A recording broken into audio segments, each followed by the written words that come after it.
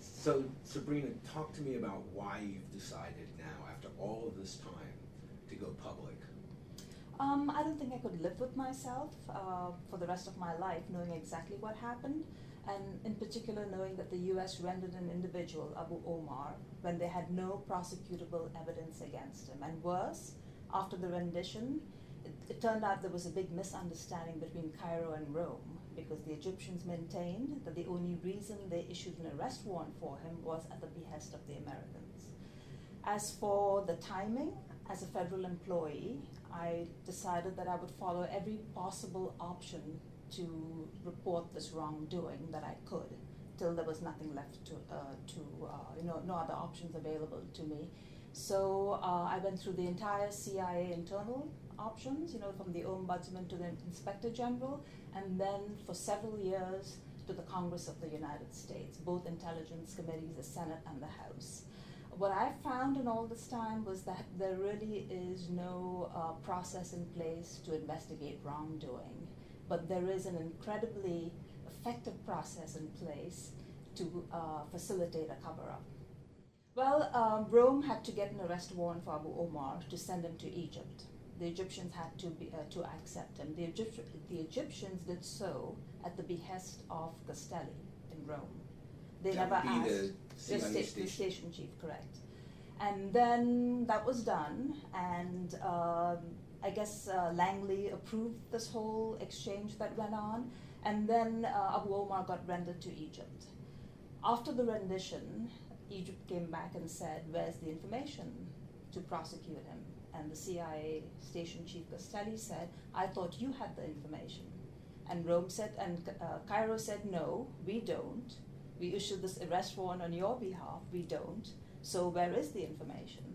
And that's why he was finally set free, because there was no prosecutable information, to get him convicted and put away. I think Castelli really, really wanted a rendition. People were doing renditions. It was a tool in this, the U.S. Counterterrorism toolbox, and it was a big deal to do a rendition. But unfortunately, what happened was Castelli and the CIA never really followed what was in the framework. There's a framework for renditions. They have to be high-value targets. They have to propose a clear and imminent danger, and all the rest of it.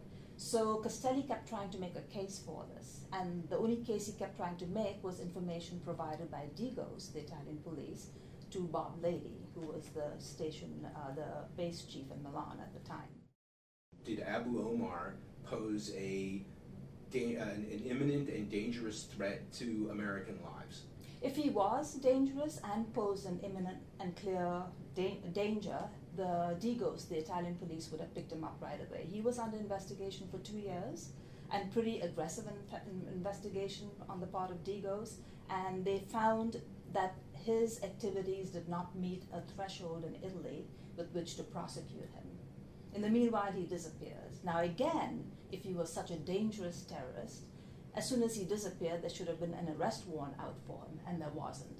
And then mysteriously 2 years later, the Italians decide to issue an arrest warrant against him on all these charges. What happened in those 2 years, and at whose behest did they issue this arrest warrant? You assert that you were not involved in this operation. Mm-hmm. And you also assert that you should have been extended diplomatic immunity when the charges came out. Can you talk about that? Yeah, because my position was really based in Rome, so it was diplomatic immunity, because there are numerous letters that went to the embassy over here, because I was sent up to Milan to replace somebody whose assignment got cancelled at the last minute. So my position was in Rome, which meant I should have gotten diplomatic immunity, and all the court documents only note my assignment in Rome, not in Milan. So yes, I should have gotten diplomatic immunity, because again, this wasn't something that someone cooked up. A few of us cooked up, woke up one morning, decided to render someone, obviously. This renditions are all authorized by just one person, the President of the United States. And the President of the United States has to acknowledge that this rendition took place. To date, he has not. And the Italian government has never pressed the US to acknowledge it either.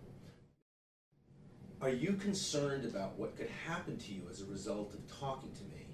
Oh, absolutely. You've seen what's happened lately to anyone who's tried to come out and disclose anything in the truth. But I think what I've done, and I'm hoping that's been taken into consideration, is that I followed every single procedure available to me. That said, there is still the chance that, I could be prosecuted, I could be, I don't know, put away, someone could come after me. Yeah, I worry about that a lot. I've worried about that ever since I've been speaking to the press about this in the last few years.